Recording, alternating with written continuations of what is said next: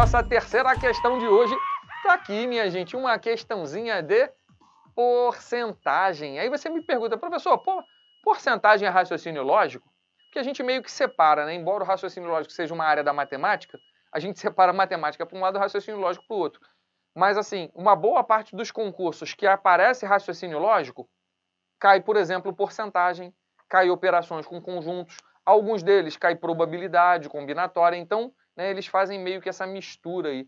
Tá? Então, porcentagem é um assunto bastante frequente nos concursos de raciocínio lógico. Então, por isso que hoje eu resolvi fazer uma questãozinha aqui de porcentagem. Inclusive, a galera que vai fazer INSS consta no edital passado porcentagem, ok? Então, bora lá. Nossa questãozinha é essa aqui, galera. Um produto sofreu em janeiro de 2009 um acréscimo de 20% sobre o seu valor. Em fevereiro, outro acréscimo de 40%. E em março, um desconto de 50%. Nesse caso, podemos afirmar que o valor do produto após a terceira alteração em relação ao preço inicial é... E aí eu tenho aquelas opções ali. Gente, primeiro passo. Eu vou te dizer o que a maioria das pessoas faz e o que você não deve fazer. A pessoa olha aquilo ali e fala assim, ó, aumentou 40, aumentou 20, aumentou 40 e baixou 50. Aí ele faz a seguinte conta, 20 mais 40, 60. 60 menos 50, 10, aumentou 10. Aí ele vai lá na letra A e marca a letra A como gabarito. E sai da prova dizendo assim, tu viu aquela questão? Molinha. Peraí. Aumentou 20, aumentou 40 e perdeu 50, 20 mais 40 menos 50, 10 a mais. Marquei a letra A. E errou a questão, galera. Tá errado. Que se você fizer isso, você vai se dar muito mal na sua prova, né? Por que isso está errado? Porque isso aí envolve um assunto que a gente chama na matemática de aumentos/descontos sucessivos. Isto é, um após o outro.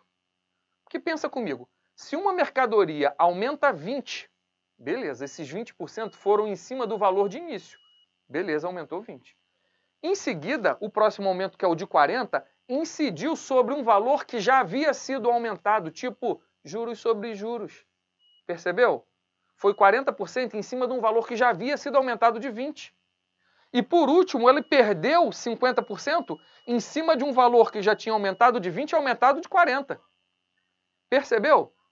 Galera, então não é só somar e subtrair, não. A gente tem que raciocinar um pouquinho. Mas olha para cá. Eu vou te dar uma dica fenomenal que você vai resolver essas questões de maneira muito tranquila. Tá? Então vem comigo. Primeiro passo, vamos ver o que aconteceu ali, né? Aumentou 20, depois aumentou 40 e por último perdeu 50. Tranquilo? Vamos dar uma liberada na nossa telinha aqui. Eu sempre dou a seguinte dica para os meus alunos. Quando você está lendo uma questão e a questão só envolve porcentagem, blá, blá, blá, por cento, blá, blá, blá, por cento, blá, blá, blá, por cento, a gente atribui um valor inicial para aquela mercadoria. Quanto que você vai atribuir? Ah, eu quero atribuir 825,97. Tu é maluco, meu filho? Não. Se a gente está trabalhando com porcentagem, a gente atribui um valor inicial de 100. Então, olha para cá. Quanto que custa essa mercadoria? 100.